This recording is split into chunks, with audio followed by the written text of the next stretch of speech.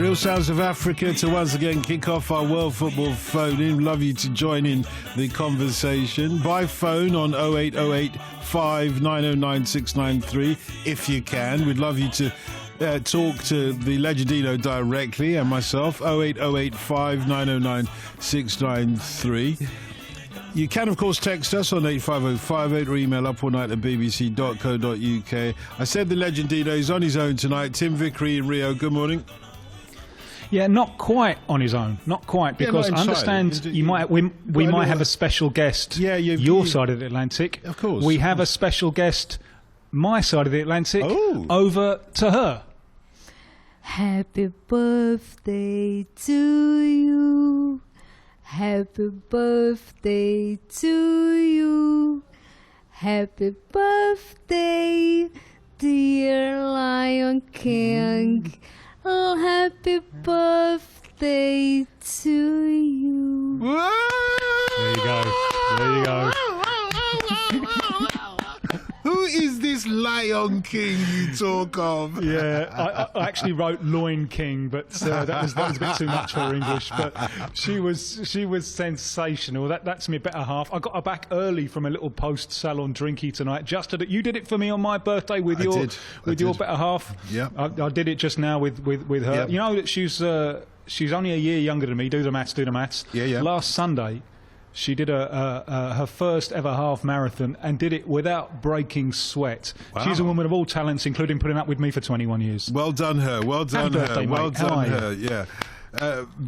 Thank you. Thank you very much. And happy birthday.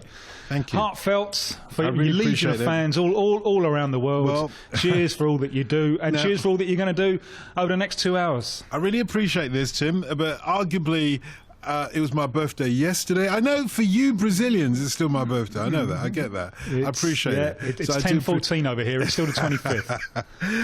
Yeah, but okay, let's leave the birthdays aside for now and move on. As it embarrasses me, as I imagine it embarrassed you when my missus did the Marilyn Monroe on you, and now your missus has done it on me. That was beautiful. I loved it. It was not embarrassing. One of these days we'll get them both together, and we'll get them sing happy birthday to both of us at the same time. Why not? Hey, listen, lots to talk about there. And you know what I wanted to do tonight? Sadly, Paul Serres, who was due to be with us to talk about European football, has had an infliction, which is, he went to greet a puppy and he came out worse. Let's leave it at that, because as you know, man bites dog is a big story, but in this case, dog bites man. It's not really a story.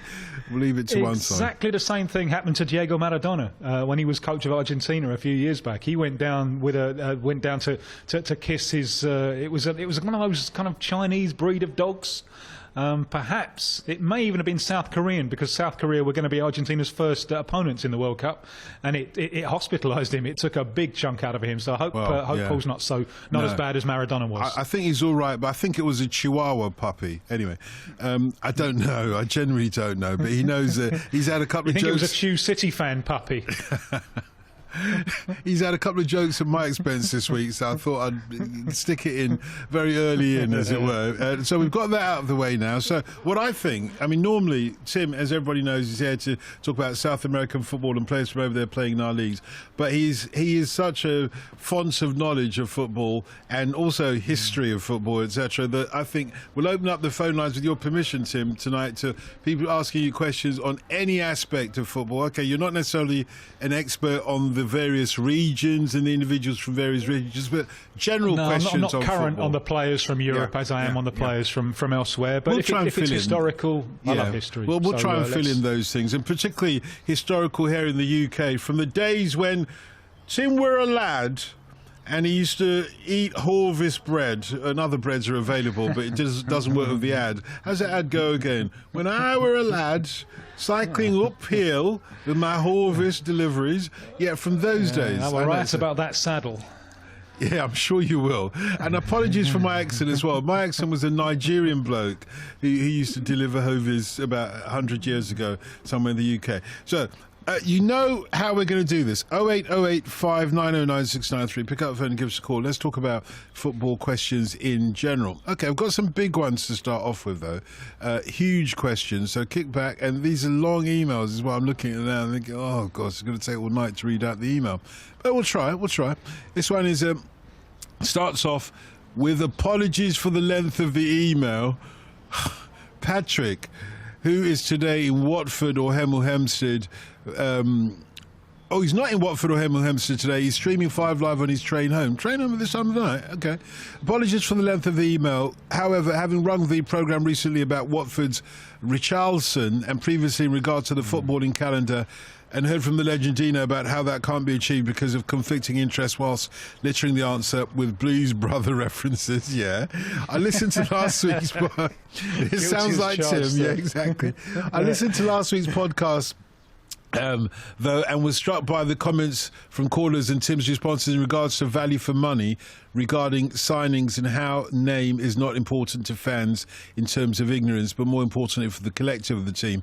In short, yes, I doubt this has all been read out. However, given the inflated prices of players and the failure of financial fair play to regulate club spending and continues indebtedness despite football's seamless wealth, would a maximum number of new signings per season limited for all clubs, enforced by limiting FIFA registrations in a set calendar period, force better scouting and coaching, as well as providing more stability in terms of player opportunities? What do you think? I think it's a very interesting one. And if you look at the failure of English clubs in the Champions League recently, and it is a failure, you know, you only have to go back just a few years and you were having all English finals in the Champions League, and you were thinking of there was going to be an English domination, given the amount of money that the Premier League clubs have had to spend. Now that really hasn't happened at all, and obviously, I mean, clubs like Real Madrid and Barcelona have perhaps put themselves on a different level, but you can't look past, I think, the failure of the English clubs, and maybe one of the reasons for this is this mania for transfers that there is in England. You know, it's two of the biggest days in the year, isn't it? The days when the transfer window slams shut. You know, people discuss who's had a good window and who's had a bad window, perhaps more and in greater depth than that they discuss the actual collective idea of the team on the field. And the transfer market is very, very inefficient, really inefficient. There's no great correlation between the money that is spent on the transfer market and success on the field, and so often money spent on the transfer market is poorly spent, and you hire a coach to spend all that money, and then you get rid of the coach and a new coach comes in and he brings all of his players. So I'm all in favour of something which takes the emphasis a little bit away from signings and puts the emphasis on coaching and developing talent and developing a collective idea. That number of signings things, it does apply in some leagues, and it applied in Argentina for a while. Argentina used to divide the year into two separate seasons. But between one of them, there was a limit. You could only bring in 3 new players. And I think there's something to be said for that kind of limit. I suppose one consequence of it would be to further inflate the prices of those who can be traded. So maybe that's you know, the kind of law of unintended consequences. That's something which maybe will happen.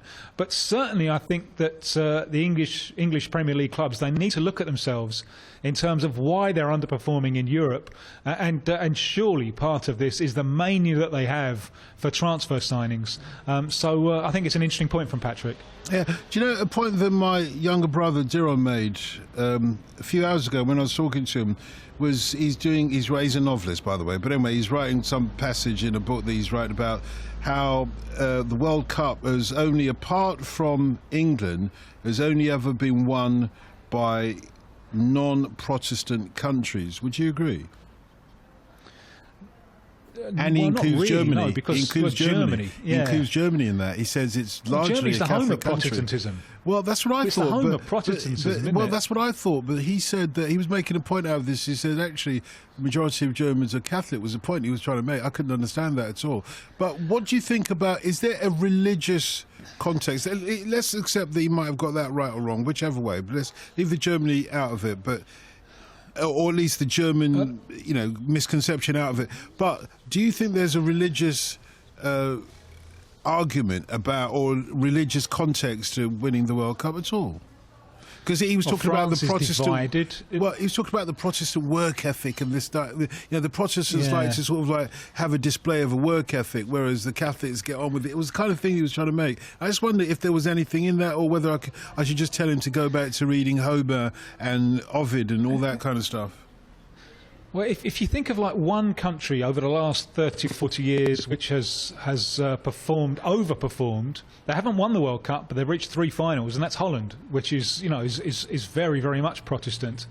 So I'm a little bit I'm dubious about this. And Europe has that kind of divide, doesn't it? That divide between northern and southern Europe. On one side of the divide, you put butter on your bread. On the other side of the divide, you put olive oil. And that's a big cultural divide. But I think France, a lot of France, and certainly Germany, are certainly on the butter divide. It's a little bit difficult to lump in South America and Italy and Spain in the current context. Now, Italy has won recent World Cups. Spain has won recent World Cups. All right, we're not going to argue that they're Catholic.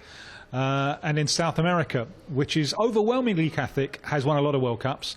Although the evangelical Protestant religions are growing and growing and growing, especially in Brazil, and especially lower down the social scale in the type of social classes that mass produce footballers. So I'm a little bit dubious about this theory, and also I think maybe a thing that undermines it anyway is the idea that the best world, the benchmark, is now the World Cup, which I don't think it is anymore. And I regret this, because I love the World Cup, and the fact that you've got countries represented, I think, is wonderful. But the benchmark for the best played football in the world now is the Champions League. And how many great coaches, because the players can play in both, but how many great coaches want to be in international football? They want to be in the World Cup. Very, very few. They want to be in the Champions League, because that's where the best football is being played week in, week out. So whether you can use anymore the World Cup as a barometer in the way that your brother is trying to use it, I think that's also open to question. So you're going to reject my brother's thesis? No, I think it's interesting, and it's coming from an angle that none of us had really thought of before. But I think it's a little bit undermined. Firstly, by Germany, which has a very strong Protestant tradition, and also by the way that the Dutch have overperformed. Oh dear, it's taken him about 10 years to write this book. Oh dear, oh dear, oh dear. I'm the one who's going to have to break it to him, but nevertheless, I think he might be listening. Anand in New Delhi, good morning. Good morning, Dutton. How are you, mate? I'm very well, thanks very much. Good to speak to you, mate. Wish you a very happy birthday, mate. Thank you. It's very kind of you. India, Thank you. Thank you. So, hi, team. Boa noite, team. Boa noite. How you doing? I'm doing good, mate. Absolutely fun here. So, what's on your mind? I start paying my money for Neymar, so I thought I better should ask the question, isn't it? Of course. So I mean, the status quo, not exactly the status quo. Last year, there were these few channels which used to show the French League in India, and I mean, I never dabbed into it, but sometimes you just watch a few matches here and there, and it was free on air sort of stuff. So it wasn't a paid channel, right? So last month, not last month, 10 days ago, the guy came over and he said to me, the channel has been paid now, so I have to, take out a few bucks from my pocket and pay for Neymar. So marketing, we call this Tiger Wood effect, where, the popularity of Tiger Wood lifted golf to the next level, and people like Phil Mickelson openly admit that if not for Tiger Woods, they would have earned a far less money in their careers than what happened. You've got a good point. Interest generated by, That's a good point, yeah. Yeah. the interest generated by Tiger Woods, and the tournament start giving more money to players. So similarly, now as Neymar has started earning more, so what exactly will lead to next season is the average attendance in French league will going to increase, and the TV rights have already started increasing. So do you see a scenario where, the leagues such as French league or to an extent, say, even Bundesliga, can start contracting Galacticos or superstar marquee players just to increase interest in their own league? Make no mistake, the move from PSG has established them and say, if tomorrow there is a breakaway league, that European Super League, and PSG will be there, not 5 years ago. So, do you see league contracting players and then sharing the revenue across the board? Yeah, I'm a little bit worried about the effect that this might have on the French league as a whole. And at the moment, the channel in Brazil that show the French league are just doing cartwheels of joy, because they've had it for a few years. No one has ever really watched it, and now everyone is watching it. The free-to-air TV, the big TV station, is doing live spots on what's happening during Neymar games. I fear that during the course of the season, this effect will wear off a little bit, because the big problem that the French league has now is PSG look absolutely so dominant. And the side that could have challenged them, Monaco, what a breath of fresh air that they were last year with such an attacking side. But Monaco now, they breed sides in order to sell players. So that side is already breaking up. So in the long term, although the French league is getting a huge boost, I wonder how sustainable this boost will be in the league as a whole. Now, obviously, in terms of Paris Saint-Germain, that boost is sustainable and it's lasting, and it's a huge boost. But at the end of the day, I think Neymar's the success or failure of Neymar with his club will be judged on what he does in the business stages of the Champions League. So from the quarter-final onwards of the Champions League, and if he doesn't come off there, then people will say, oh look, that's what he gets for going to a league when he's not being really pushed on a weekly basis, and it's still a little bit too it's a little bit too easy for him. So I'm a bit worried for the French league, and it is an opportunity, but I wonder if the French league will have enough strength in depth, enough genuine competitors to Paris Saint-Germain to make this to turn this opportunity into real lasting interest. Are you more concerned about the French league or more concerned about Neymar? Because this seems like a potential lose-lose. No, I'm not concerned about him. No, but it's a potential really lose-lose situation, because if he doesn't have the competition that he needs to be the top-notch footballer, then it's going to be a struggle for Brazil. And if the French league... Well, perhaps. He might be fresher come the World Cup. Next year's World Cup will be the World Cup that he plays closer to his peak. He'll be 26. So, he may not suffer from what's been the big problem of recent World Cups, which is end-of-season burnout. So it might work for him. And I'm glad that now he's on the field, people are seeing, because I understand the cynicism that there was around this move about all the money and so on, but at the end of the day, really, I think it's about glory. It's his bid for glory. It's the fundamental things of football applying, and I'm glad that now we're seeing him out on the field. That is becoming clear. But the success of this, on both for the French league and for him personally with Paris Saint-Germain, will be judged next year in the Champions League. Okay, Anand, thanks a lot for the call. 08085 909 693 is numbers to call if you'd like to join us for this morning's World Football Phone-In. The Legendino, Tim Vickery, in Rio, is taking care of any questions you have on football in general tonight. He's on his own. And in South American football, and players are over there playing in our leagues as well. And pre-Premier League football, isn't that right, Tim? Anything before the Premier League here in the UK, you'll be able to answer questions on as well, I imagine. You've made a happy man very old. Yeah, I know. I try. I'll tell you what, I'm going to make a young man, I was careful with that one, very happy indeed. The Gent, welcome back to the World Football Phone-In. Way! How Thank are you very you, much, sir? Dotton. How are you? Hi, Tim. Dotton. Yeah. I hope you had a really happy, enjoyable birthday yesterday. Well, I was hoping, I was looking forward to taking my missus out, or rather Yeah. that she took me out. Ended up with me taking her out. You see, somebody had to pay.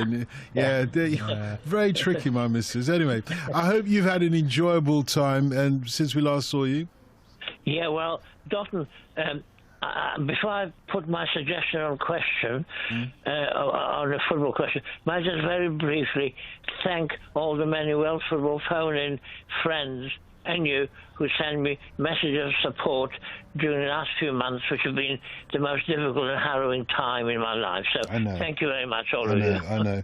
No, you're most welcome, mate. You know, we're all in this together. You know that. Yeah, we're always here. thanks a Lean lot. on us anytime you need to. Lean all on those us. messages have been helpful. Dotton, now, Tim has just mentioned Neymar, and this is what brought my suggestion to mind. Ridiculous 130 million or something, or more. No, 190 million. Then, because Barcelona have got all this money, they're trying to spend 130 million of their own on a player from Monaco, I think. It's unsustainable. My suggestion is, I don't know whether you, Tim, think it's practical, is to get FIFA or UEFA to put a top ceiling on the amount of money that clubs can pay for a player.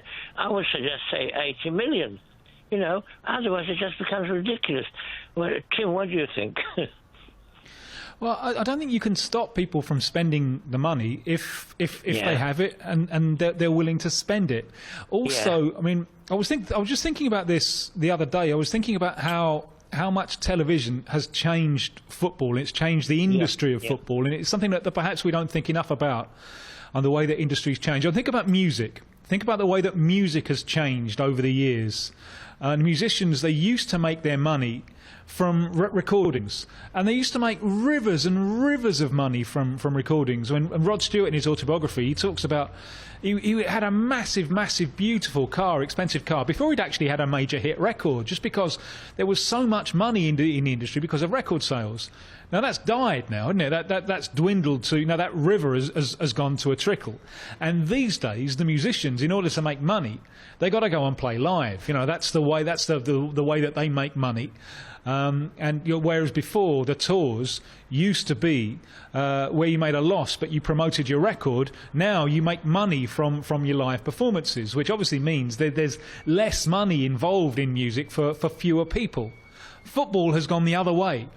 And we're all old enough to remember when there just wasn't live football on the TV, and you may be outside of World Cups.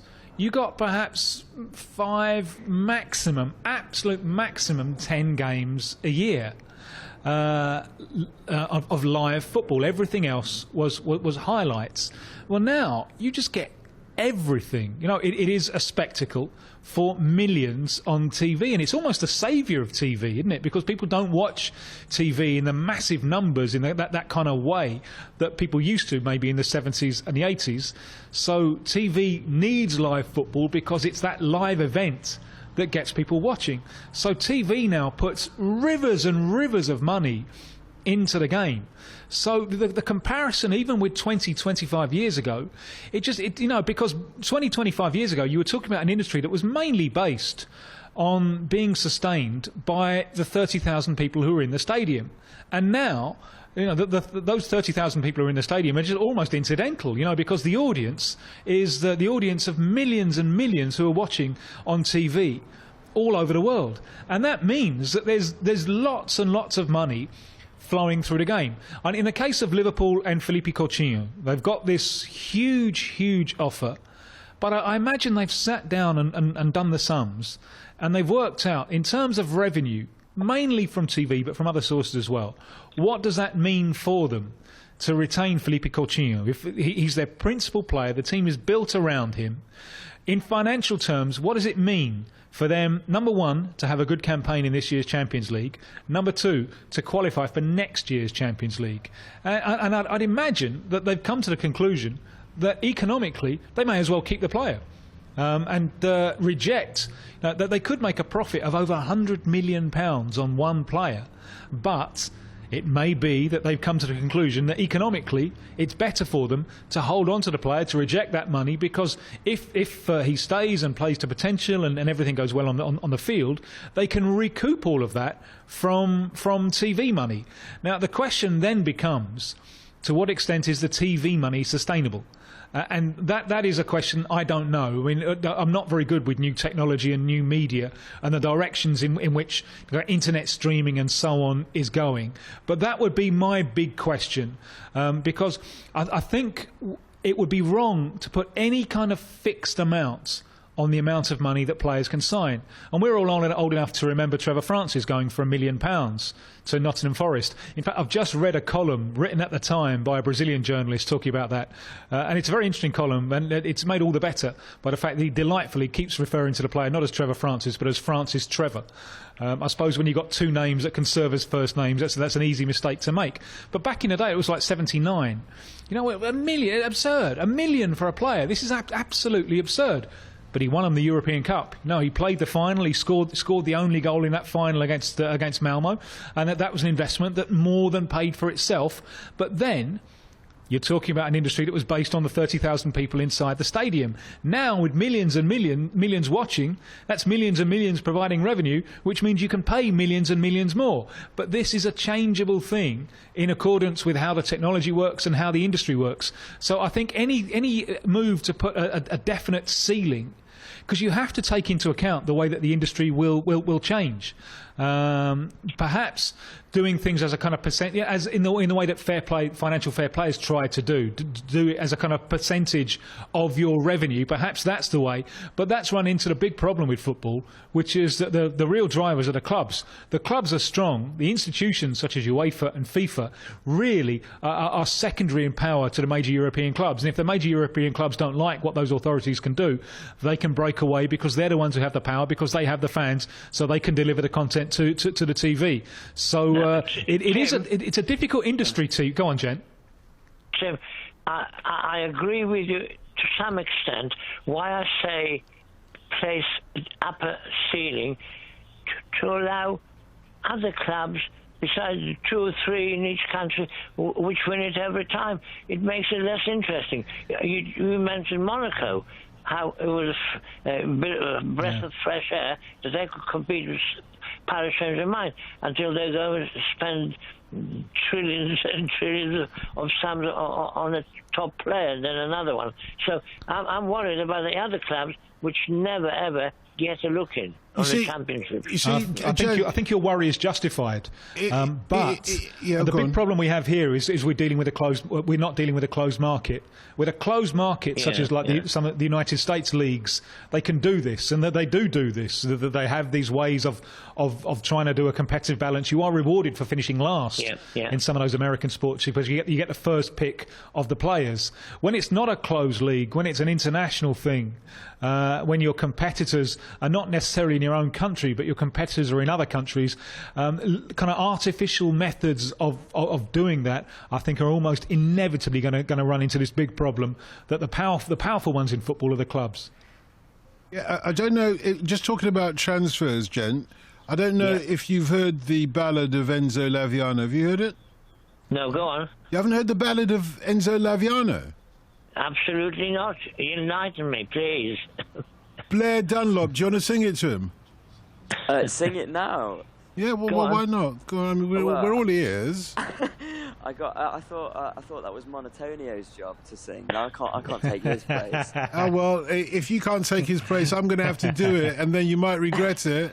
Go on, Don. Even though I've forbidden you to sing, go on, have a go. Okay. Even though you've forbidden me to sing, I'm going to sing you the ballad of Enzo Laviano, which is all about the thoughts of a footballer being transferred from Sardinia to Napoli. Yep. To Napoli, yeah? Yep. You want me to sing it? Go on. Are you sure about this, Blair? Absolutely, yeah. Okay. 22 years of a fledgling life. I've worked the field of play. I've split back fours, my feet like knives, the sharpest calciatore. And as much as I love the Sant'Elena shore, Tonight the Bay is not my aim. This is an offer I can't ignore with Napoli in the frame. A fool would turn their back on San Paolo's sun, and I've fooled around too long. Cagliari nights are filled with whatever, Cagliari, whatever. Nights are filled with whatever is what I say. I'm filled with fun. Surely you can say Juventus in this one. Yeah, I'll come on to that. Where did you get this from, Doc? Where's I've got it come from? it's from Blair. He wrote it. That's why I wanted him to sing it. But talking about Napoli, Yeah. two of their best players are Polish. A centre forward called Milik and a midfielder called Zielinski. Blair Dunlop, you see what you've done?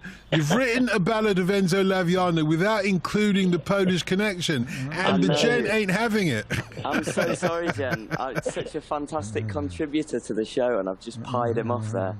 Yeah, I'll have to add a new verse. Indeed, yeah. About Milik. Yeah. The gent has been with this programme since I've started on this programme. 10 years, yeah. 10 is only 10.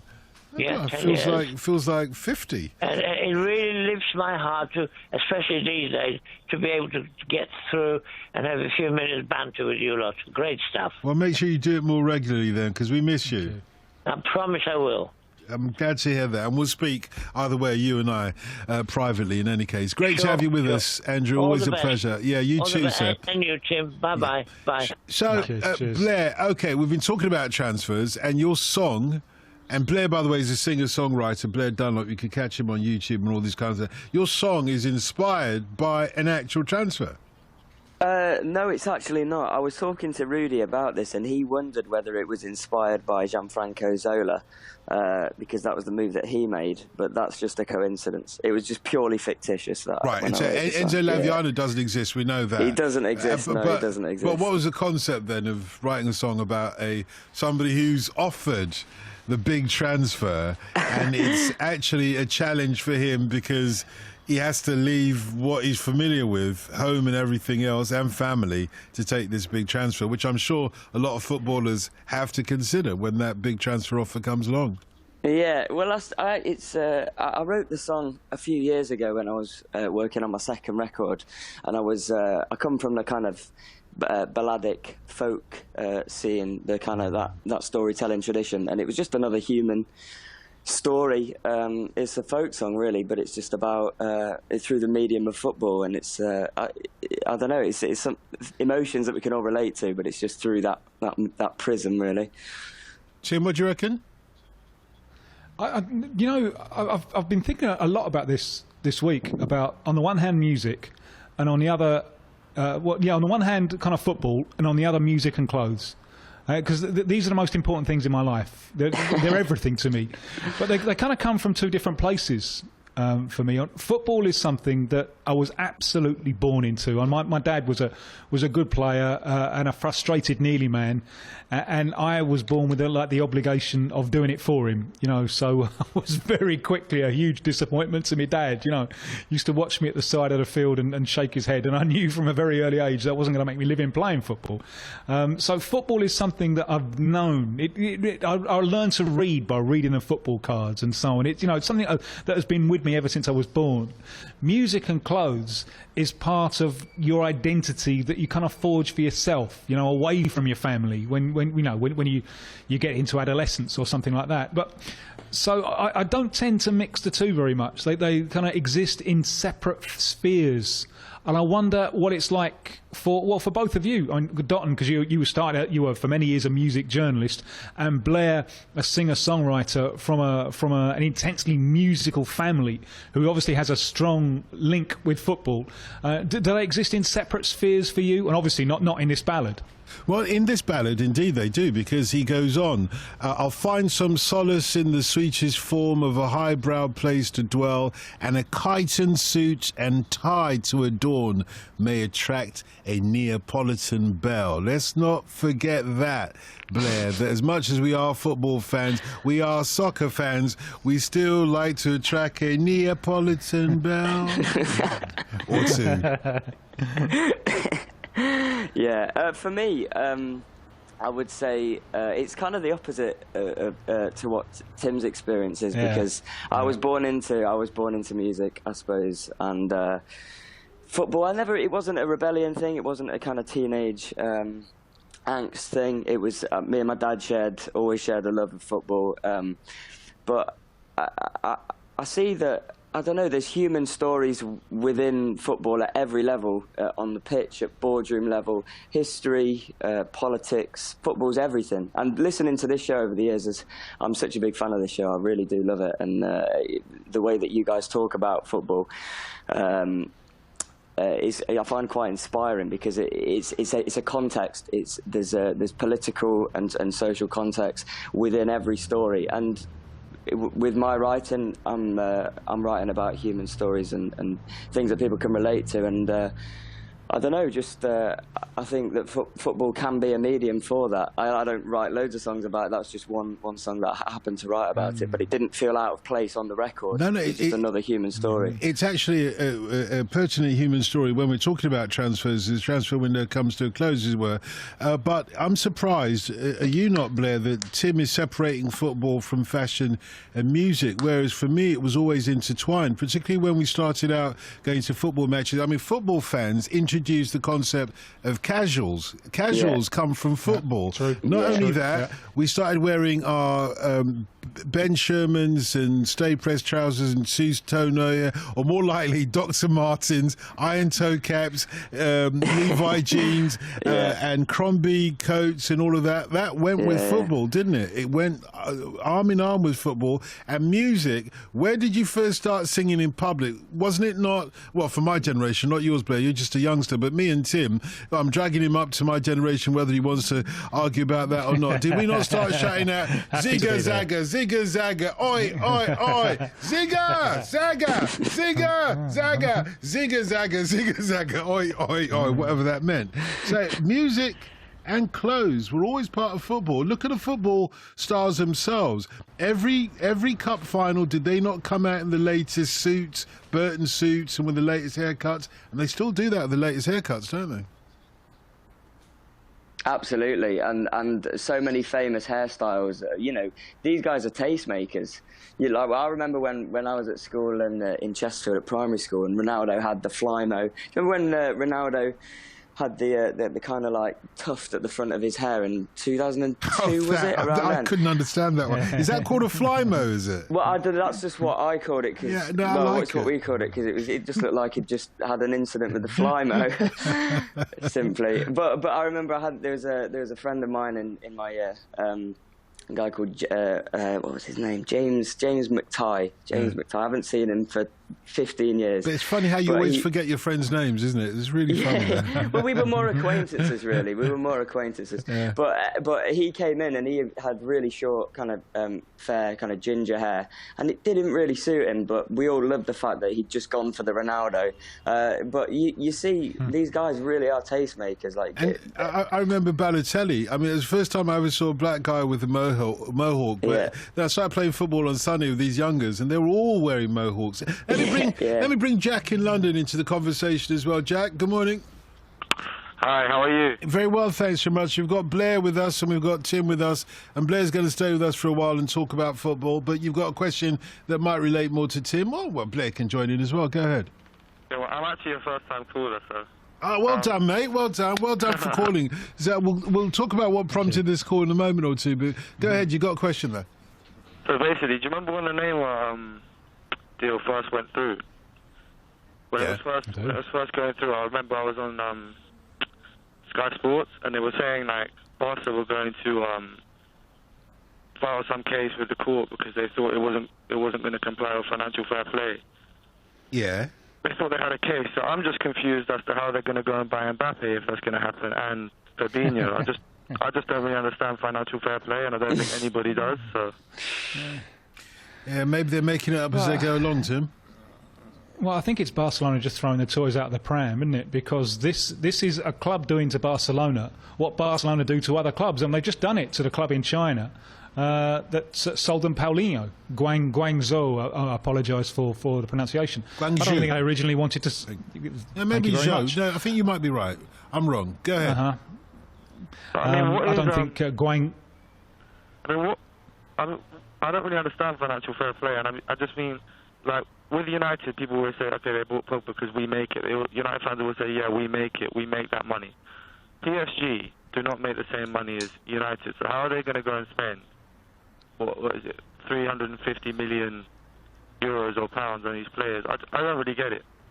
Because there's an obvious problem with it, which is, you know, all of that money that PSG have just invested in football, that's money that wasn't in football, and it's now in football, and you know it's going to cascade down. You know, Barcelona have received this fortune. They've spent it on Dembélé of Dortmund. They want to buy some others as well.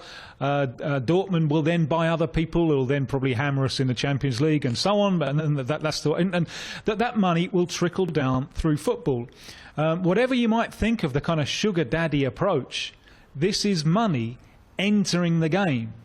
It ain't doing what, say, the Glazers did with Man United, you know, when they took over the club with other people's money, with a huge leveraged debt, and then that debt is part of the club's.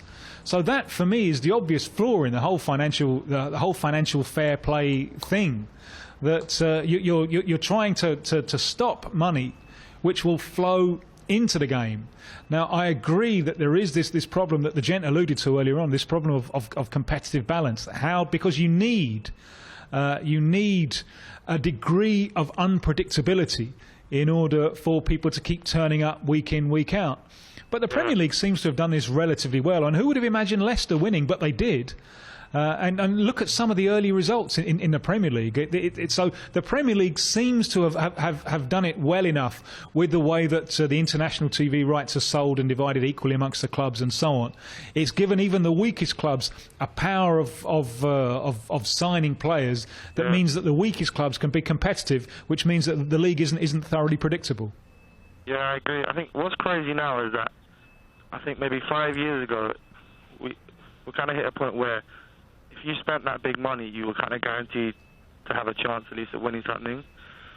But I just think now, like, the money's got so crazy that it's kind of gone full circle. Like, the teams that often win are just like Atleticos or Chelsea's, who don't always spend, but kind of have the right system, or they've done one or two things right. It's not always the big spenders. And you look at PSG this year, okay, they've got Mbappe and Neymar, but they're not guaranteed to win anything, and they're going to get Mbappe, sorry, but they're going to spend over 300 million. They're not guaranteed to win anything. If you get knocked out, probably guaranteed to win the French league. I was going to say, they'll win the French league, Jack, but not anything else. I get that. Yeah, I don't really count that.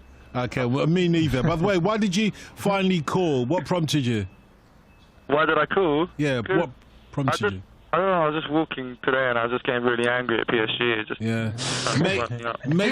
Make sure you get really angry at PSG about this time every Saturday morning so we can hear from you again, mate, okay? Thanks very much for now. 08085 909 693 is our number. Pick up the phone and give us a call. You're listening to the World Football Phone-In on BBC 5 Live. We've got the legendino Tim Vickery with us, answering any questions you want to talk to him about football in general and on South American football and players from over there playing in our leagues. We've got the singer-songwriter Blair Dunlop with us, who is a football fan. He is a soccer fan. He's come to see Adebayo, who's going to score for Charlton. Anyway, Joe in Kenilworth points out to me that Balotelli was not the first black guy that I saw with a mohawk. Tim, who was the first black guy I saw with a mohawk? Mr. T out of the 18. You're right, you're dead right. Yeah, it is Mr. T from the 18. Yeah, that's right. You don't know what we're talking about, Blair, but don't worry, your generation. Oh, don't forget the Harrington jacket. I won't forget that, Richard. I won't forget the Harrington jacket. Yeah, where would we be if it wasn't for football fans in the Harrington jacket, eh? Yeah. I had mine nicked in 1979. I've never got over it. I had a lovely Harrington. Yeah, okay, after all this time, Harrington. I think it's time for me to give it back to you, isn't it? All right. Let me just say, I didn't have a lovely one because I had the hooky ones, if you see. Not the hooky ones, but the ones that were not the original. Because the original had that, the lining inside was like made out of wool. That's right, yeah, tartan or something. Yeah, tartan lining, red lining. But mine was the hooky one that had the lining made out of some kind of synthetic material, and it was yellow rather than, but on the outside you couldn't tell. What was more hooky, your Harrington jacket or that Vasco da Gama shirt that I bought you, that I think you still have? Did you actually buy that, Tim? Anyway, let's leave that one hanging. Let's leave that one hanging. hard-earned cash for it. No, I think my Harrington was more hooky than that. I mean, I felt ashamed if everybody, took off their Harringtons. I just kept mine on because I knew it would reveal there was. Anyway, let's go because Blair doesn't have a clue what we're talking about. He doesn't have a clue. These youngers, No, I don't have a clue. Ask your dad. Yeah, Ask exactly. your dad. I don't think Steel Eye Spam wore a lot of Harringtons, did they? Let's meet to Cleo the book, who's with us. Good morning, Cleo. Good morning, Don. Good morning, Blair. Good morning, Tim. Belated Good morning. birthday wishes. I did send you something on tweet. I know you did. Thank you very much. I really appreciate All right. that. I Did you appreciate get flapjacks? No, I haven't had them yet. They're still on their way. Oh, great. You did say that there was some coming. I sent them. I know. I haven't had. Oh, I thought you said. I thought you were talking about the message that you sent. So I was looking forward to them, but they haven't arrived yet. No, I'm looking forward to it. Don't worry. Don't worry. They'll be eaten well and truly and enjoyed and appreciated. Don't worry about that.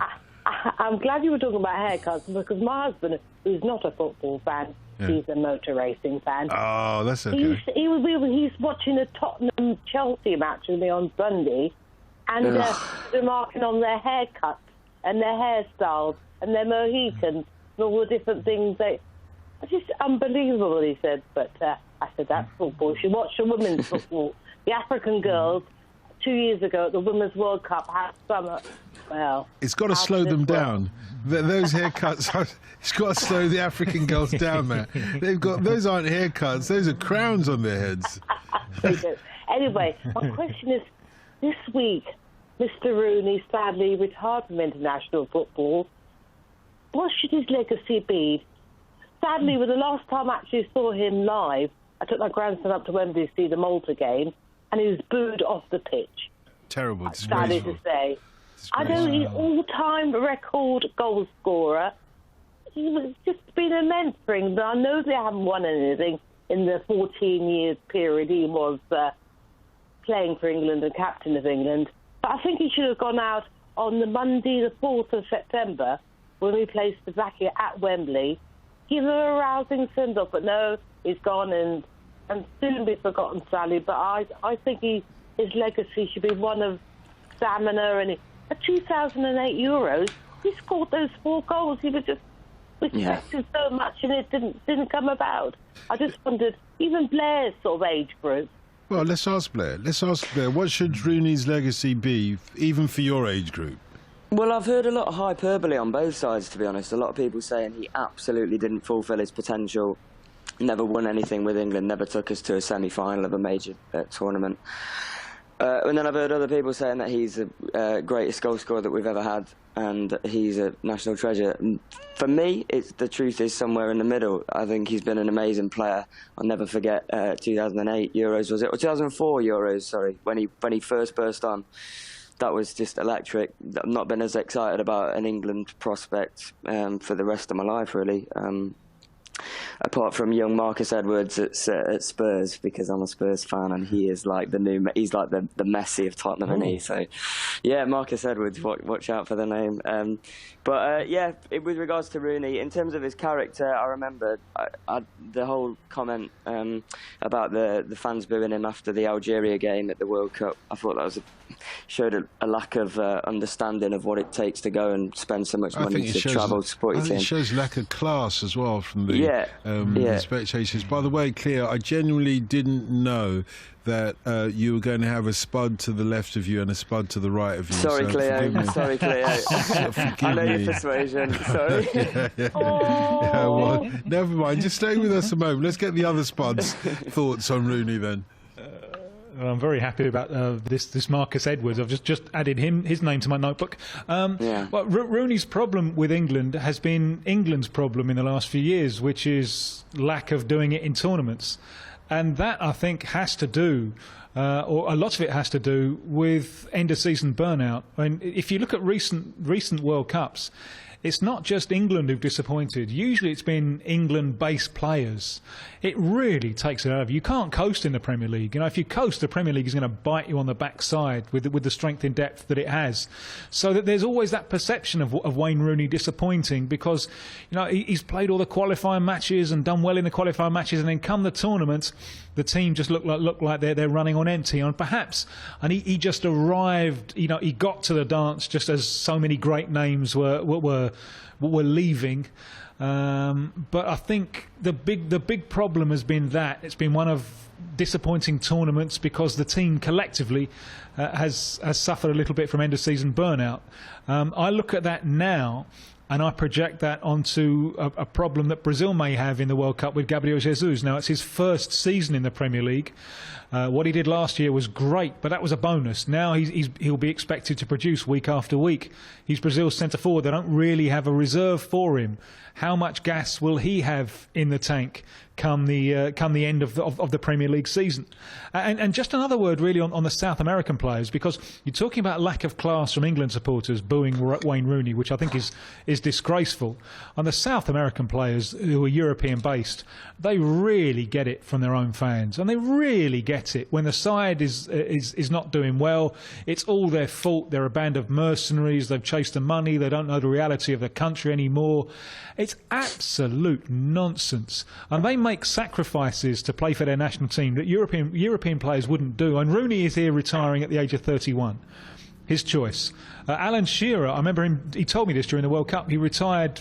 He was England captain, and he retired at the age of 30. Which was hard for him because he loved being the England captain, but it was the only way that he could prolong his career. Now, this is in no way a dig at Alan Shearer at all. But if you look at his international career, I don't think he may have played 1 or 2 games outside Europe, perhaps, you know, like Tunisia or someone like that. You know, there's no real travelling. On the tournaments that he played were tournaments inside Europe. What the South American players do by comparison, and the travelling that they are prepared to do to play for their national teams, is incredible. It's extraordinary. No, the flights they'll take across the Atlantic. If you look at the World Cup qualifiers we've got coming up, look at Brazil. All right, admittedly, they've already qualified, so it doesn't really matter what they do on the field. But they will play on Thursday. They're at home to Ecuador in Porto Alegre. That's right in the south of South America. So they've got a long journey across the Atlantic to the south of Brazil. The next game, the following Tuesday, is away to Colombia in Barranquilla, right up in the north of the continent. It's a 7.5-hour journey between the 2 games. And then they got to, straight after that Colombia game, they got to fly back across the Atlantic. Now, the air miles that they're clocking up there, it's extraordinary that they're prepared to do it. And very, very few of them, when they get to that age, 30, 31, very few of them retire from international football. Very, very few of them. And it was a case recently of Martin Demichelis, who was at Man City, the Argentine centre-back. He kept on wanting to retire from international football, and Argentina just wouldn't let him. They kept on calling him up and saying, we need you. And he always came, you know, and they are. And this, I think, reflects the importance of national teams to the South Americans. It is still the main event in many ways, you know, because it's the moment when we get all of our great players back. And Luis Suarez, who was ruled out, he picked up an injury. He was out for a month. There's no chance of him playing. He's on the plane. He's going to travel back, and he's going to try and be fit for the crunch game, Uruguay against Argentina, next Thursday. And European players just wouldn't make these sacrifices. And still, with the same lack of class with which Wayne Rooney is booed, the South American, European-based players will often be booed by their own public. Listen, thank you, Cleo, by the way, for the call. 085909693 is the number to call. I'm really touched by all the texts and emails that have come in about Andrew the Gent's return to the World Football phone-in. As Mark from Morecambe says, the Gent's back. Or should we do it in that old musical way, Blair? I don't know if you know the Angels tune, My Boyfriend's Back.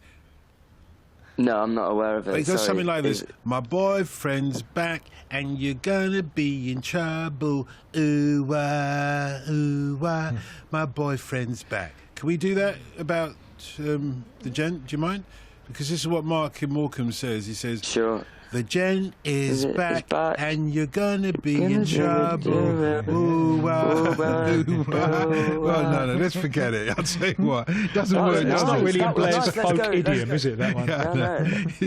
I think we nearly hit on something there, Doctor. I reckon if we go again. No. I like the gent, so I'm not going to torture him tonight. He came on the phone in good faith. We can't do this to him. Yeah, it was genuinely, as a fan of the show, it was so lovely to hear from the gent earlier. He's such a legend. Yeah, wish him all the best. Yeah, absolutely. And Mark says, what a great birthday present for us all.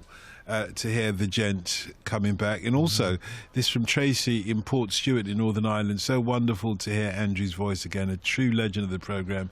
Best wishes and love from Tracy. Thank you. And there's several others as well. Thank you very much. I'm sure he appreciates it. We've got Bhavesh with us in London. Good morning, Bhavesh. Dotton. Hey, mate. You all right? Oh, very good. Happy birthday. Oh, thank you very much. It was yesterday, but I'll take it. Thank you very much. Belated. You're a Virgo like me, you know? I'm also a virgin like you. No. Dotton, like, that cherry went a while ago, you know? You don't need to give us the details, mate. I didn't want the details. Took him there.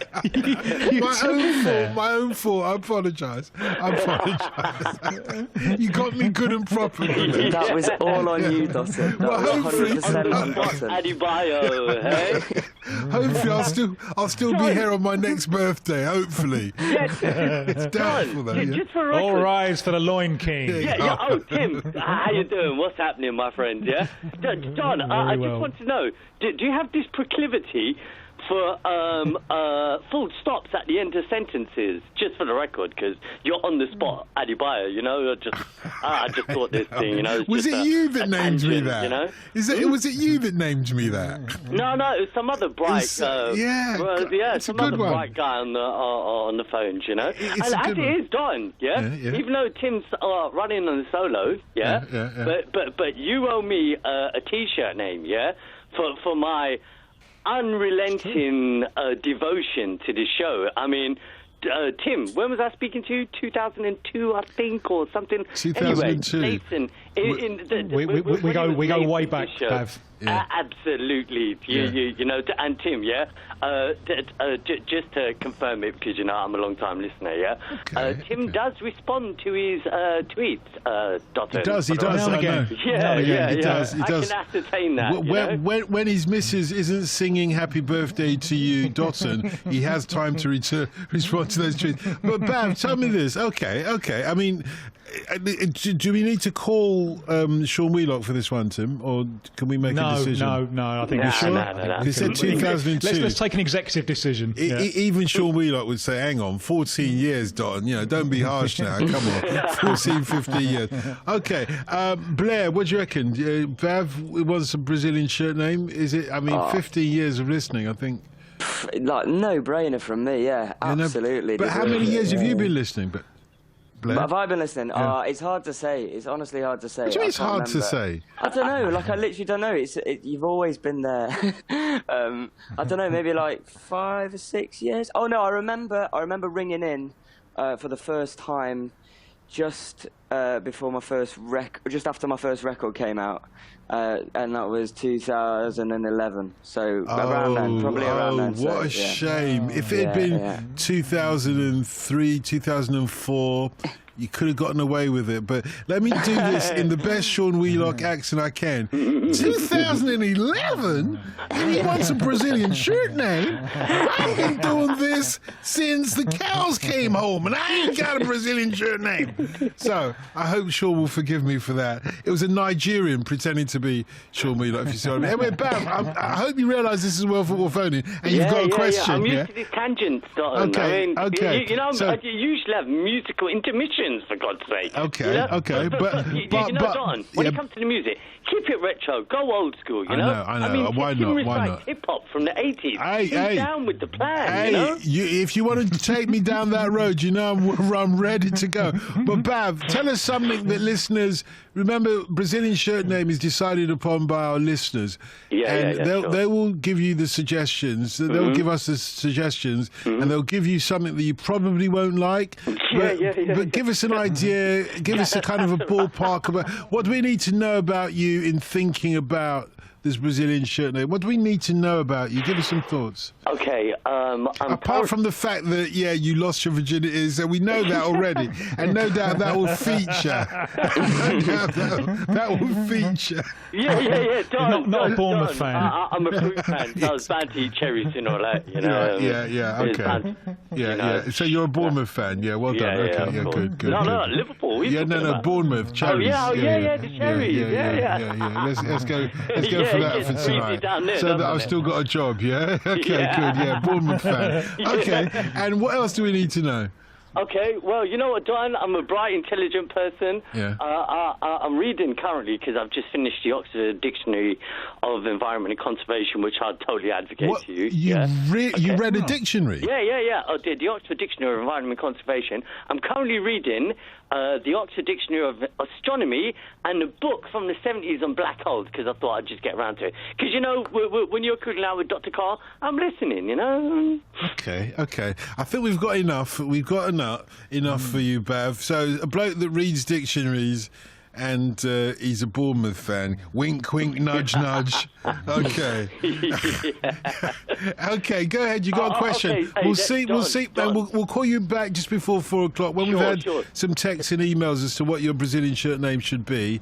We'll call you back and see which one you like. You know what I mean? And the one that you like is probably going to be the one we go for. Yeah, that's cool. I was thinking of a song, Gene Reynolds, the Fruit song for classic soul fans. How'd it go? I can't give you renditions. Of course you can. Go ahead. No, I mean... No, go on.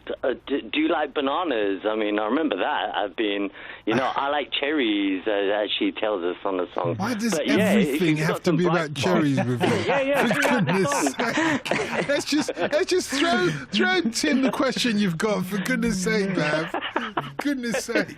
Yeah, okay. I've lost my job, okay? Okay, done. Yeah. Back to the question now, Tim. Here's one for nostalgia. I'd like to know, what does Careca do these days?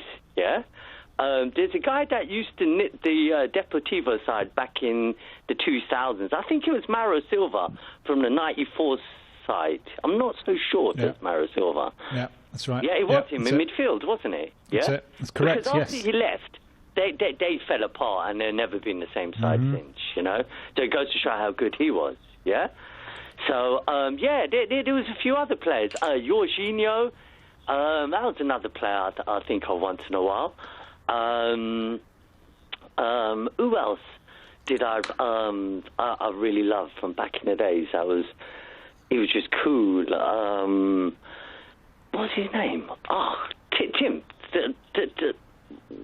Think of a few players from then. Rivaldo as well. What does Rivaldo do?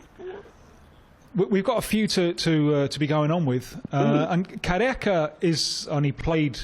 Had he been fit for 82, I think Brazil might have taken it. He was a truly great centre forward. He played 86, he played 90. I feel a little bit sorry for him because he's overshadowed, because he didn't win the World Cup and he's been overshadowed by some of the people who came subsequently. And Maradona, just a couple of weeks ago, Maradona said that the best player, his favourite partner, the best player he worked with was Careca. And when the two played him up front for Napoli.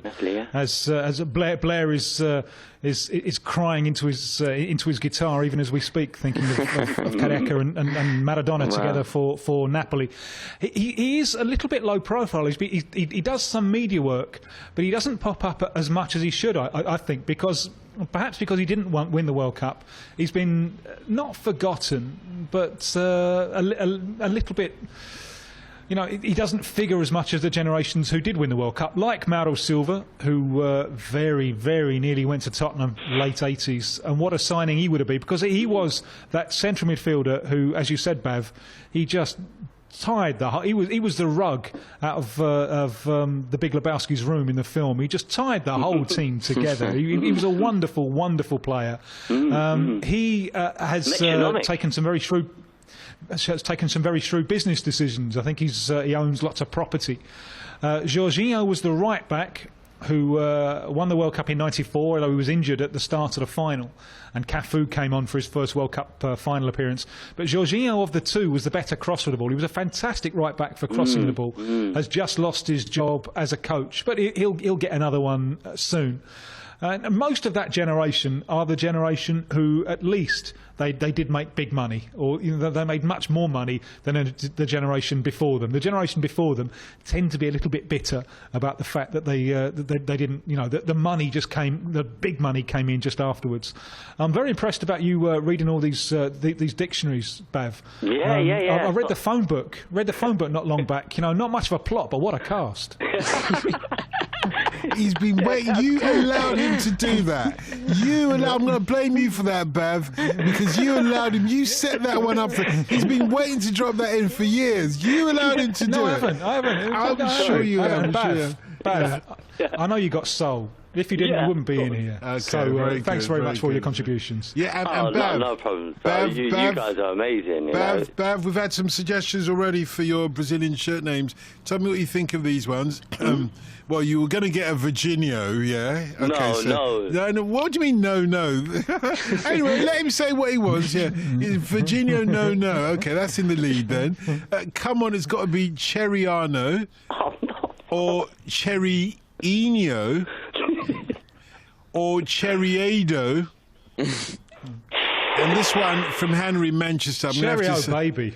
Oh, I like that. Tim. Oh, yeah. Cheerio Bavy. Oh, Cheerio Bavy, even better. Oh, yes. I don't know if that's going to get beaten tonight. Can anybody beat that one? I like that one. I do like that one. Okay, Cheerio Bavy so far. And this one I'm going to pronounce as best as I can. It's from Henry Manchester. And it's basically Pistofio. Sorry, as I said. Anyway, it's Pistofio, and I think it's a chocolate bar or something like that, or maybe it's the way Hannah's feeling tonight after you made a call. Anyway, it's no rude things, please, and I'm sure that's a chocolate bar. I've seen it somewhere or other once upon a time. And so far we've got Virginio, and then we've got Cheerio Bavio. And we'll get some more. We'll call you back just before 4. Yeah. Sure. And Don, I like that Virginio actually. Yeah. No, it's too late for that. He's gone for the double bluff. Don't let him do it. Don't let him do it. Too late for that. Yeah. You've just remembered which phoning you're on. Yeah. It took you 16 years or 15 years, but you finally remember which phoning you're on. Don't worry, we'll call you back. Don't worry, it will be more painful than you think it will be. Just look at it that way. And we'll come back to you very shortly. Thanks for now. And in the next, no problem. Yeah, thanks, Bav. Thanks. Speak to you again soon. In the next round, you've got to be really ready for the next round, Blair, because we're going to do a quick fire round with you and Tim. So it's question after question after question after question. You haven't got time. I want to find out more about Blair's Italy link as well. Okay, yeah. We'll do that. So let's get into that as well. Yeah, we'll do that in a minute. But remember, you can't go for the mid-late or anything like that. You're going to have to just slam the chorus in each time as I take it to the bridge. We won't take it to the bridge. We won't be taking anything to the bridge tonight. No, let me get up and do my thing. You can do your thing, but you ain't taking it to the bridge. I promise you that. Anyway, 08085 909 693 is the number to call if you'd like to join in the World Football Phone in. The last half hour is going to be quick fire round, so watch out. Duck if you can't make it. And also, we've got with us the singer-songwriter Blair Dunlop as well. We're about to hear about his Italian connection. The Legendino is here, Tim Vickery as well. Let's have a quick fire round, though, with callers. Martin in Devon, go ahead. Yes, good morning, Dotton. Good morning to you. Yes, good morning. An awful lot of emphasis has been put on the transfer fees, and your program's brilliant. But I've got to remind all of you that respect is still a very important thing in football. Tomorrow morning, the guys will be making their journeys to their venues to support their club, and the away fans will do the same. But there will be chants from the terraces, about prejudice. It goes on all the time.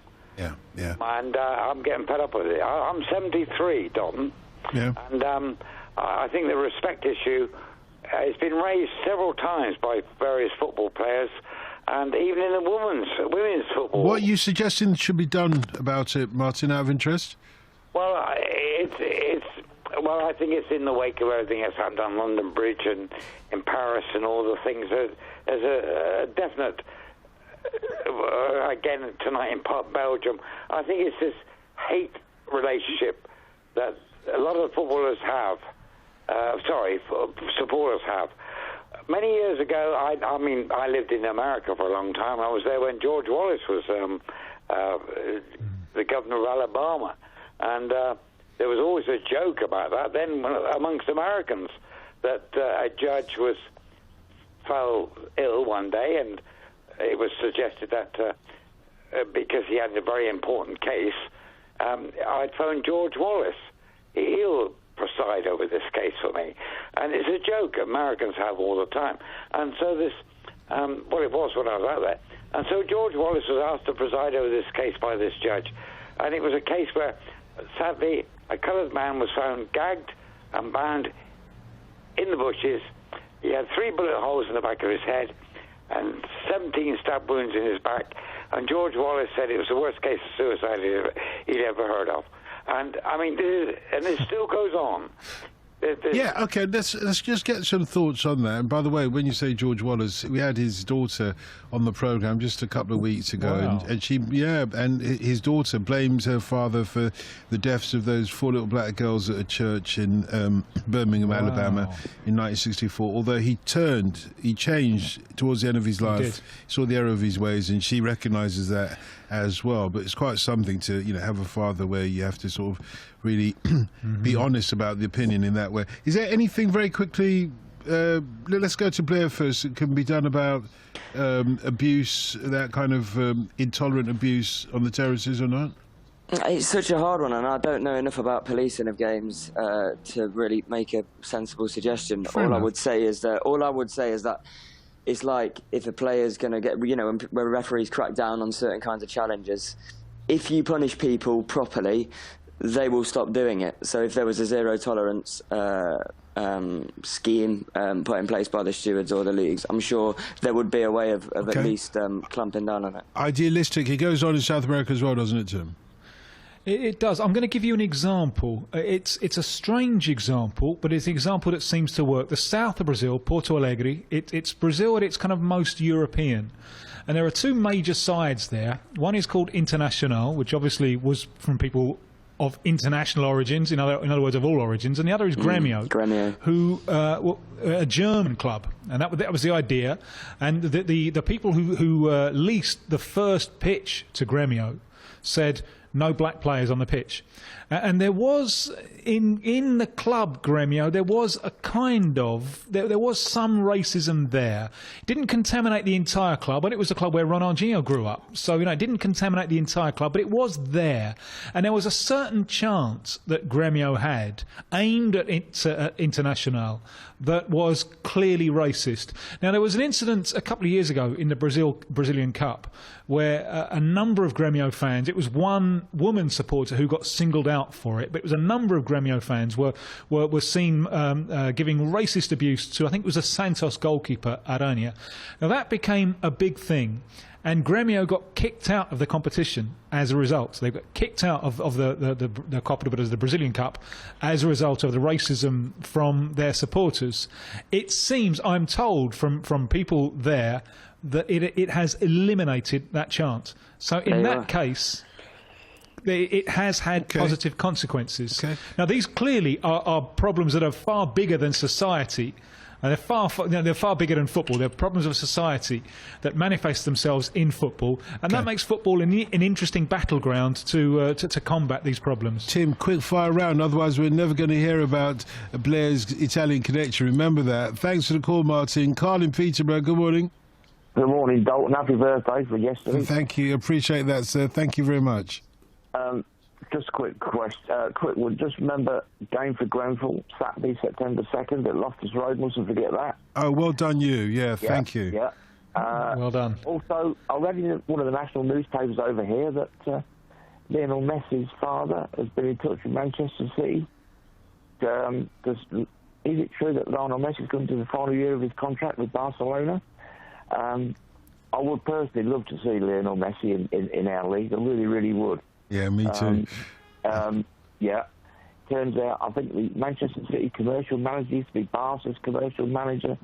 There could be a connection. I don't know. Does Tim know anything about that? Tim, do you know anything? Well, we thought that Messi had signed a new contract. Apparently he hasn't. It's all there, it's all ready, but he hasn't actually put his little signature on the contract. You wonder here what happens with Barcelona. If he thinks that Barcelona are a club which are going backwards fast, then maybe this becomes a possibility with Guardiola and some of the Barcelona structure has kind of migrated to Manchester City. So I wouldn't rule it out completely. Like City are trying to play it down at the moment. I wouldn't rule it out completely, although I think it's more probable that he'll stay at Barcelona. I suppose, Blair, as well. It would be nice, wouldn't it? Blair, it wouldn't be fair, would it? Because Manchester City have already got David Silva and then Lionel Messi as well. And, you know, you just think, well, they've got too many already. And Kevin De Bruyne. Far too many. Yeah, far too many. They're all right. City are all right for a bit. I think they should forget about him for a while. But would you rather see Lionel Messi in the Premier League or in the Spanish League? Myself, I would love to see him in the Premier League, yeah. I Really? would love that. Yeah, I would love that. It's a shame because I had a ticket for you to go see him in Barcelona. But as you'd love prefer it in Manchester City, too late. Carl, thanks very much for the call. Michael in London's with us. Good morning, Michael. Morning, Dotton. Happy birthday for yesterday. Oh, thank you very much. Thank you. Good Samaritan's with us, Blair. Do you know Good Samaritan? I do, yeah. I do enjoy his content, actually, despite our differences. I was going to say, let's just draw battle lines now. Let's just build a wall as Donald Trump would along the Seven Sisters Road, please. So, Michael, go ahead. Yeah, it's a couple of weeks ago, an update from Tim, if there's any news from Chile, any rumours on the grapevine in regard to Alexis Sanchez and Arsenal. I haven't seen anything, and for me that makes it more likely that he's going to stay, which I think is great news for the Premier League. He's not a player who's ever going to take money for nothing. He's always going to give it his all. Just we're running out of time now. And remember, he flies back very soon after the weekend. He flies back to South America for World Cup qualifiers. So we're running out of time for this deal to go through. And also, if he does go, for Arsenal to spend the money that comes in. So if it doesn't happen very, very quickly, I don't think it's going to happen. You've got him for the foreseeable future. Good news with the one problem of the question of the international tournament every year. Is this going to take too much out of him? Does he get the chicks for free though? Boom boom. Michael, thanks very much. Brian, you know what I'm talking about, don't you, Tim? Money for nothing. Yeah, I think we're in dire straits now. I know. Yeah, that was even better than me. Brian in Chipping Norton. Good morning, Brian. Yeah, good morning, everybody there. How are you, sir? Morning. Very well. Happy birthday for next year. I may not speak to you before then. No, of course you will. Don't be silly. Of course you will. But you got a suggestion for a shirt name for Bavesh, have you? I have, yes, and it's Sancherino. Oh, that's not bad. That's not bad. Why Sancherino, though? Well, it's San as in without. Yeah. And then Cherino.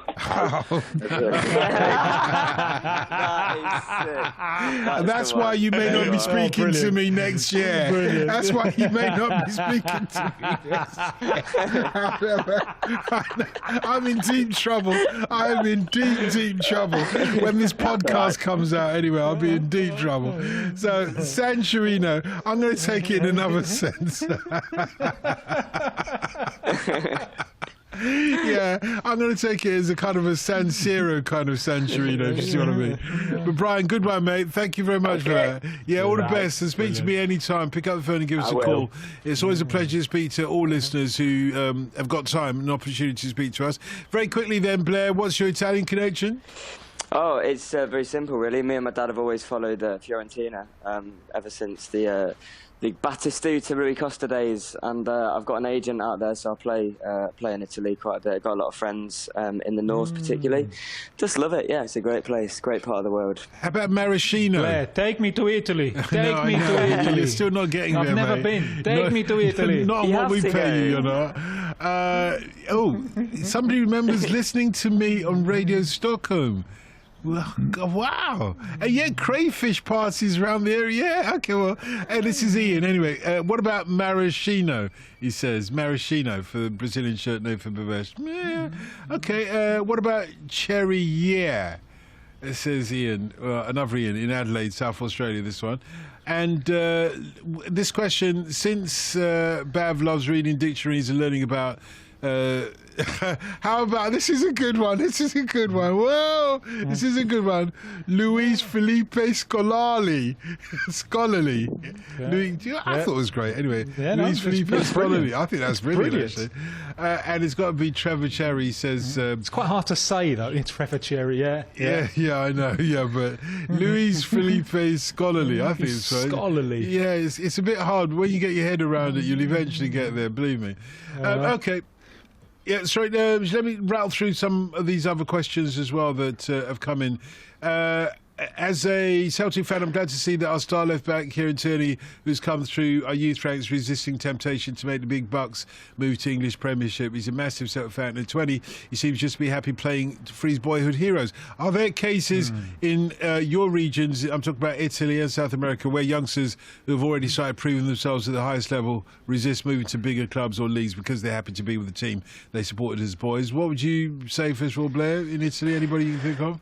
In Italy, who avoided moving on despite having bigger offers? It is the subject of your song, isn't it? It's the subject of your song. Yeah. Well, the obvious one is Francesco Totti, who retired last year. He had reportedly had offers from every big club in Europe over a career spanning 2 decades, and he stayed true to Roma. And he said the one title that he won in, when was it, 2000-ish, when they nicked Batistuta off Fiorentina. So I'm not particularly happy about it. But I know that he said. He said that it was worth more than 20 titles with any other club. So, yeah, I'd go with Totti. How about in South America, Tim? There aren't very many. I mean, there used to be more. I remember I've seen this development so clearly. Like 20 years ago, when I talked to young kids, promising young footballers, early teens, their dream would be to play for their local club. Now, the dream of that age group, it's Real Madrid, Barcelona. You know, it's changed. They're a globalised generation. So what will keep them here? What will keep them in South America is more kind of the timing of the move. It's more the idea that maybe if they hang on a couple of years, they can go to European football at a better level. But the aim is very, very much to go to Europe. And that wasn't necessarily the case even 10 years ago, 20 years ago. Oliver in Birmingham says, I've been listening to the podcast for years, but I've never asked a question before, until now. A question for Tim then. What are former West Brom loanees Williams, Martinez and Juan Carlos Menseguez up to now? Menseguez, I don't know. Martinez was playing in Venezuela last. I stumbled upon him and looking a little bit creaking, not looking particularly quick, but giving lots of kind of hard man Uruguayan experience there to a Venezuelan club back four. Okay, I suppose you couldn't tell us what you thought about him as well as a footballer, or either of them. Well, Martinez is tough Uruguayan centre-back, you know, and either the ball is going to go past or the man is going to go past, but not usually both of them. You know, one of them is going to fall by the wayside. A little bit slow, I think, for top-level football. Drew in Atlantis tells us it would be good for you to give a mention to Neil McNabb, who sadly suffered a stroke recently while coaching in Atlanta. Oh, no. As I'm sure you recall, Neil played for both Spurs and Man City, among other teams. Bolton as well, yes. For City during the 1980s very, very sad news. Yeah, apparently he is struggling with that one. We of course, wish him all the best as well. What about this? You can make a recovery. I mean, Mum had a stroke earlier this year, and she's come bouncing back in and the health system have done her proud. So hopefully something similar will happen to Neil McNabb. This is, in light of Brexit, made Jamie think of European Union association with football. What do you think of a European Union soccer team? A European Union versus the rest of the world, I suppose, soccer team. First of all, Blair, what do you think of that? I'd love to see it. I'd love to see any form of kind of like MLS All-Star style football kind of exhibition games, but more global. I would love that, but I just think it would never happen because of insurance and all of those things. But it would be ace. I don't know if any of our players would get into the rest of the world. I wouldn't have thought so. Tim? Yeah, and the problem is a crowded calendar, but it would be lovely to see a European side against a South America side. I actually remember when we joined the European Union in '73, and part of it, there was all kinds of festivities. There were concerts. I think the Kinks played at the Ali Pali and stuff like that. But there was a game of football at Wembley. It was the 6 versus the 3. The 6 countries that were already in the European Union versus the 3 countries that were joining it, which was UK, I think it was Denmark, and someone else. So there is some kind of precedent for some kind of game like this. Can I just ask Blair very quickly, if Italian crowds, in a football sense and a musical sense, especially because you've done so many shows over there, if they react differently from a British crowd? Musically, I would say, well, so much of it is what kind of venues you're playing and what setup you're doing. So when I go and play in Italy, often I'm going out solo, an acoustic, whereas when I play here, it's a mixture of that and playing live. So there's a different, playing electric, so there's a different kind of dynamic there with the audience. But generally, I would say that they're maybe a little bit more respectful, and they're hanging on every word. But that's maybe because I don't speak particularly well, and I don't speak Italian very well, so they're trying to hear what I'm actually saying. So I don't know if it's that. Come stai? Come stai? Come stai? Bene, bene. Okay. That's not bad, isn't it? Tra il dire e il fare c'è di mezzo il mare. Don't show off, for goodness sake. I was saying that didn't Blair do well with his bene bene? I thought he was all right. It sounded Italian to me. I can read a menu. And I can talk about football. Good, well, good for you.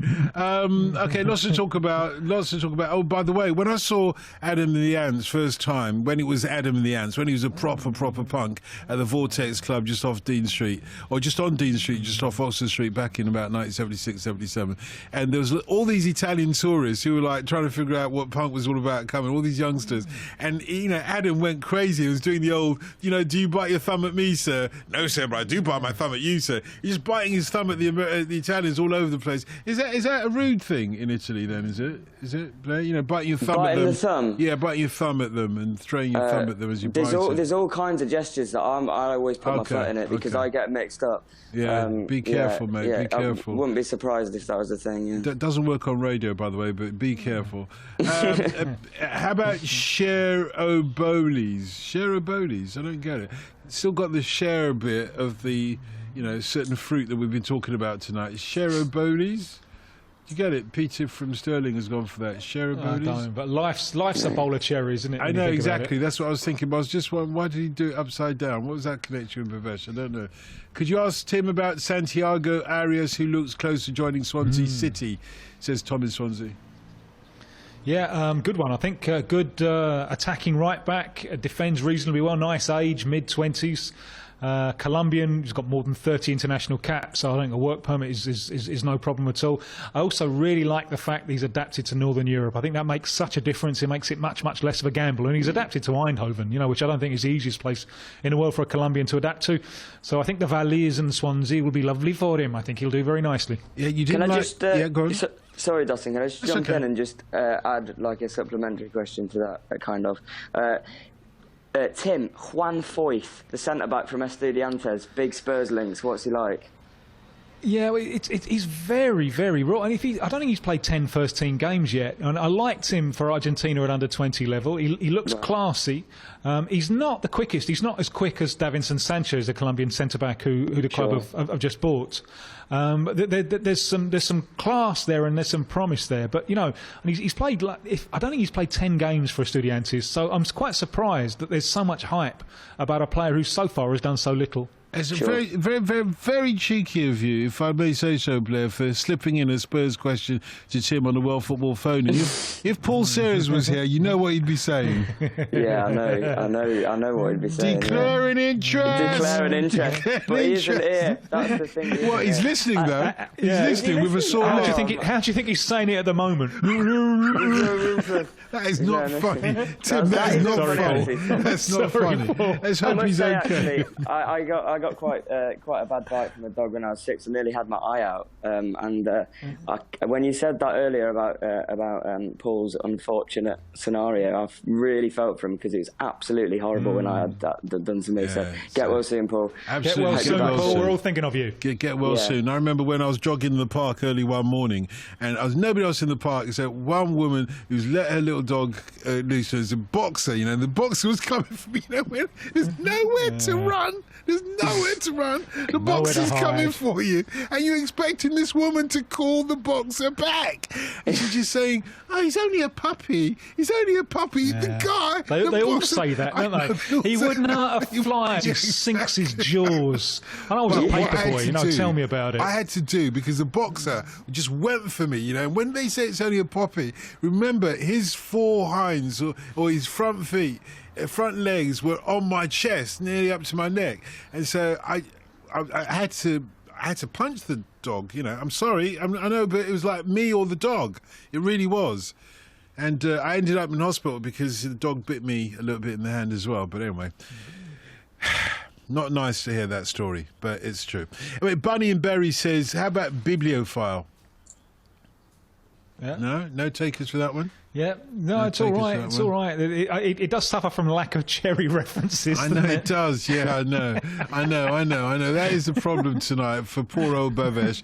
We'll come on to him in a second or two. I did get another one because you didn't like the Juan Felipe scholarly. No, Luis Felipe scholarly. No, I think it's brilliant. It's just hard to say. Yeah, it's brilliant. Yeah, it is hard to say. That is good, actually. That is very good. You've only just realised that? Yeah, I've only just got it. I was on the Cherry train. Come on. You youngsters. You established this whole Cherry thing. I know, but it wasn't my fault, was it? It went down there. I was trying to get off. I've been trying to get off that old Cherry thing for some time now, mate. It's good. I do like that. That and Santorino is serious. Yeah, I like What about just Scholarino is coming as well, or Dictionario, Biblodin? You see, they're going down one kind of route with all those ones, I suppose, aren't they? I don't know if we could have an academic themed one that would be Luis Felipe Scholarly. Yeah, you see, scholarly, you've got to say it right, haven't you? Scholarly, I quite like that. You're tempted to say scholarly. You see, that's why I like it, because you're always going to be tempted to say scholarly. Let's speak to Bhavesh. Bhavesh, how are you doing? Yeah, done. So, Bhavesh, Virginio's still in. Virginio's still in the lead. Yeah. I've got something special for you, yeah? Check this out.